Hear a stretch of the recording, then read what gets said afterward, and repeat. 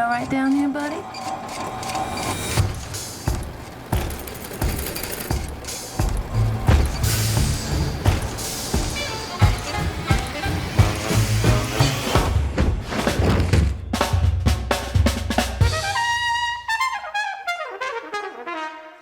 You don't seem like much a church-going man, Mr. Bolden. We're with YaYa DaCosta people, Thank Reelblack podcast here in New York. Congratulations. Thank you so much.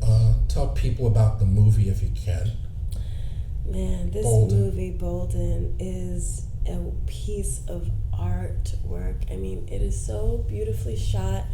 I think anyone in any department, like if you have a thing for clothes, the costume design is amazing. If you have a thing for, watching a DP's work, the lighting and the angles and just the way that the story is told visually is amazing. If you love music, you must see this film. Jazz music in particular being the first, authentically American art form that was birthed out of post-colonial America is something to be proud of, and it's really just highlighted in a beautiful way in this movie. Just see those gaps filled in about how it was created and who is to thank for that.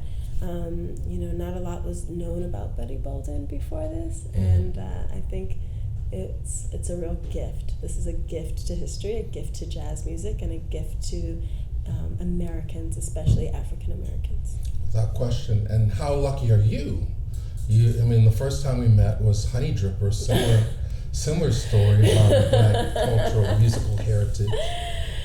And then the next time we see you is The Butler, another unsung fable. And then we see you in Mother of George, which shine a light, also a beautifully shot film, innovative piece of art that shine light on a whole subculture that we walk by, especially if you're in New York all the time and don't always get to see. So. Absolutely. So how do these projects come to you?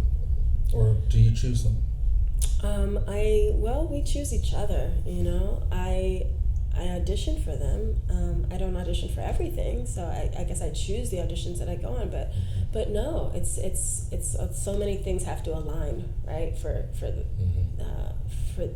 you to join a project. I mean, sometimes no. Sometimes it's like, oh, I have a friend, and they just chose you, or someone loves your work. When you get to a certain level, some people don't audition anymore. I'm not yet one of those people, so I audition, and I've just been really blessed to be working on these films.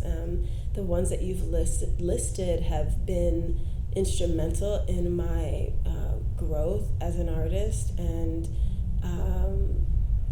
I've learned so much, from each one, and from the directors of those projects, and also co-stars, right? So you mentioned Honey Dripper. John Sayles is just like phenomenal, and then to be playing Danny Glover's daughter, working alongside Rock Dutton and listening and having Ruben Santiago Hudson do a scene at the bar and seeing these like. Well, it's almost, I hate to use the word initiation, but that's a great entry into the industry. That sets a standard for you. I in that case, I've had multiple initiations because that wasn't my first film, but it definitely gave me insight into a different aspect of it with these, like, I don't want to say, I use the word old respectfully, but this like old timer, really seasoned guys that come from the theater that sit around between takes and tell stories that you're like, oh my God, I have to go to the bathroom, that was so funny.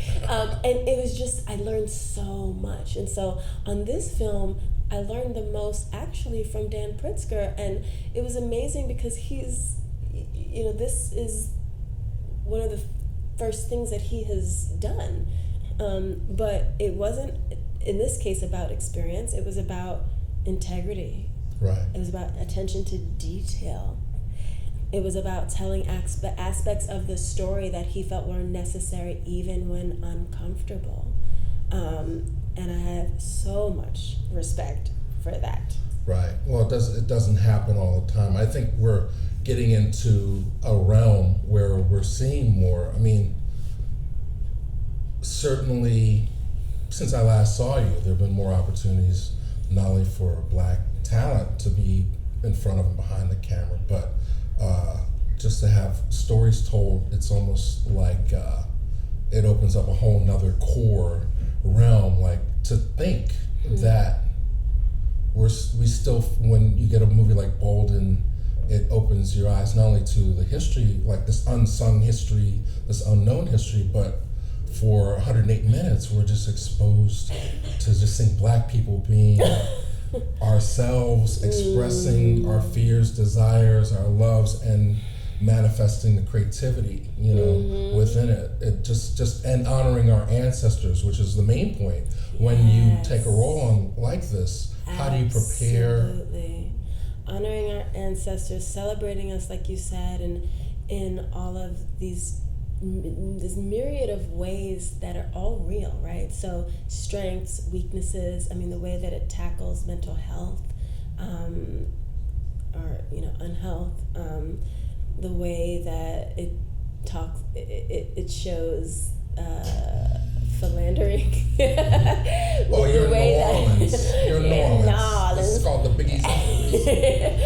And then the way that, for my character, Nora Bolden, his wife, the way that this prototype of the quote-unquote strong Black woman is portrayed, the way that the woman who chooses to stand by her man in spite of ...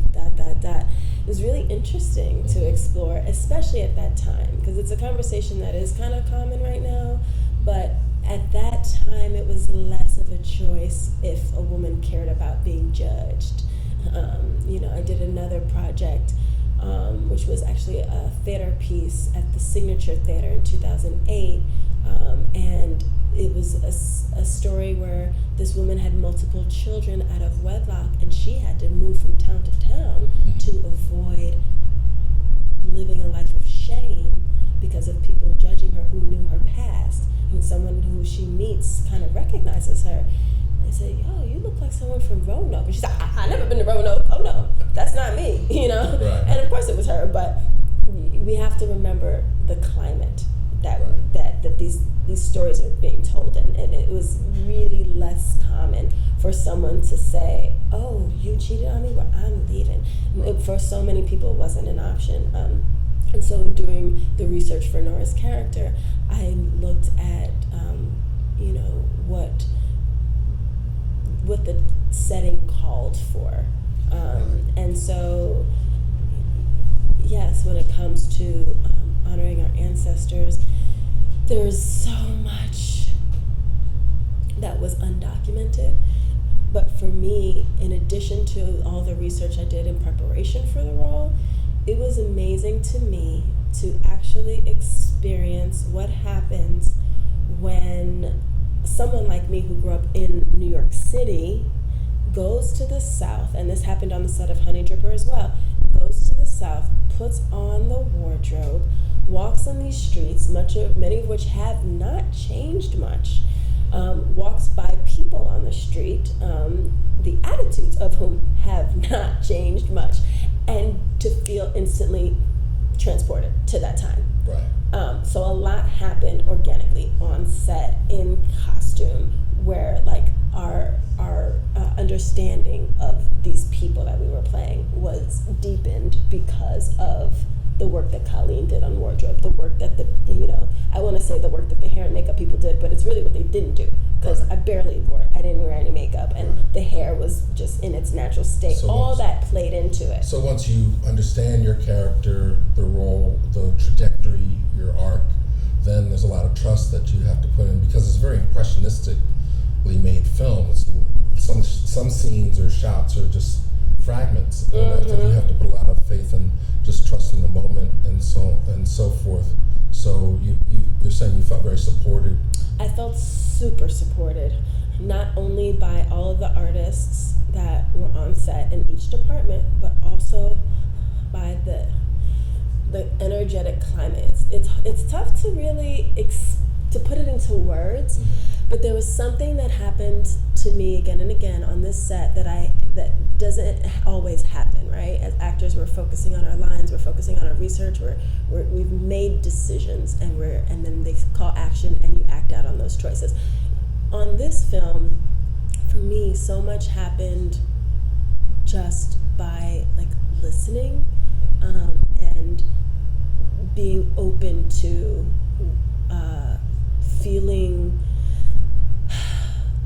transmissions, right? Because the music was real. These boys put in so much, these men put in so much work into these band rehearsals. You know, we'd all be hanging out at lunchtime and they would be in there rehearsing constantly. So seeing everyone's passion behind getting it right and then being on set, I do believe that some things are passed down in our DNA, and to actually feel that expressed, even though I did not grow up in the South and I did not have certain experiences, there's some like ancestral memory that was triggered, and I think that's how Nora was born. Right, and the lens catches all of that. This is a great, as you say, great piece of art. I hope, and it's really depends on what you bring to it, where you are in your life, and I can't wait to see this movie again in 10 years. Hopefully it's not 10 years before I see you again. But I felt the same, congratulations on everything, because I felt the same way watching the movie. I didn't necessarily that's so know great to hear. The whole way it was going, yeah. But at the very end. Well, you can't. I didn't either. I was like, oh. I mean, it's like, you're following, and you're like, what's happening? Well, just so many ideas and emotions are brought to you, and then the way the film culminates, it is a portal. The screen becomes a portal. It takes you back to that time in your imagination. It takes you to other places that I feel that most people have lived. It's an open story. It's not spoon feeding you. So I give you all the credit in the world for being a part of this, and it's an honor to be a part of it, and thank you for shining a light on the project. I want people to experience it, because I think it's just the jumping off of where Black film could go. If we don't always follow the conventions and maybe give ourselves a greater sense of freedom, I think we get movies like Bolden. Wow, thank you for saying that, and I hope that's the case too. So this one's gonna go out to King Buddy Bolden, the first king of New Orleans music.